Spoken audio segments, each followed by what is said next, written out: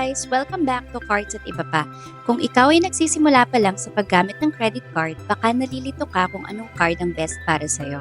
Huwag mag-alala dahil sa video na to, ibabahagi ko ang top 5 credit cards na perfect para sa mga beginners dito sa Pilipinas. Kaya kung ready ka na, simulan na natin. Ang una sa listahan natin ay ang BPI Blue Mastercard.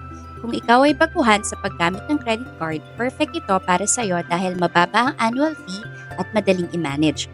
Ang annual fee nito ay 1,500 pesos lang. Pero kung magagamit mo ng maayos ang card, sulit na sulit ito. May kasamang rewards program din ito kung saan kumikita ka ng points tuwing gagastos ka. At pwede mong gamitin ang points na yon para sa mga discounts o freebies. Next, ang Security Bank Basic Credit Card. Isa itong entry-level card na may simplified features. Mababa ang interest rates at walang annual fee for the first year. Pagkatapos ng unang taon, ang annual fee ay 1,500 pesos lang. Kung gusto mong magsimula ng may magandang credit line, ito ang perfect choice para sa'yo. Simple lang, pero sulit. Para naman sa mga gustong mag-ipon ng rewards habang namimili, ang Citibank Rewards Card ang perfect para sa'yo. Isa itong credit card na may cashback at rewards points sa bawat transaction. Ang annual fee nito ay 2,500 pesos pero sulit na sulit dahil sa mga rewards at perks na makukuha mo. Hindi lang basta-basta gastos kundi kikita ka din sa mga pagbili mo. Kung nagugustuhan mo ang video na to at nais mo pang matutunan ang mga tungkol sa credit cards, bago tayo magpatuloy, huwag kalimutang mag-subscribe sa aming channel. I-click mo na rin ang notification bell para maging updated ka sa mga bagong videos. Ang ikaapat naman ay ang East West Bank Everyday Mastercard. Isa itong card na user-friendly at magaan sa bulsa.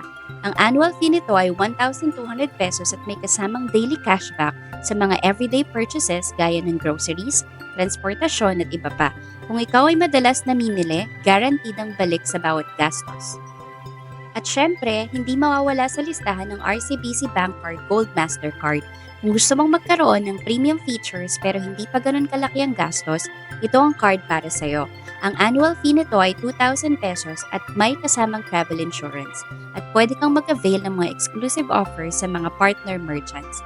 Hindi lang ito basta credit card, kundi isang loyalty card na magbibigay sa'yo ng rewards sa bawat gastusin.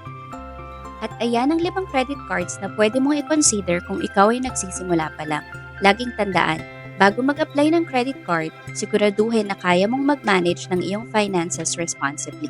Kung may mga katanungan kayo, don't hesitate to drop a comment below. Huwag kalimutang mag-subscribe at i-click ang notification bell para updated ka sa mga susunod na video. Salamat and good luck sa inyong credit card journey!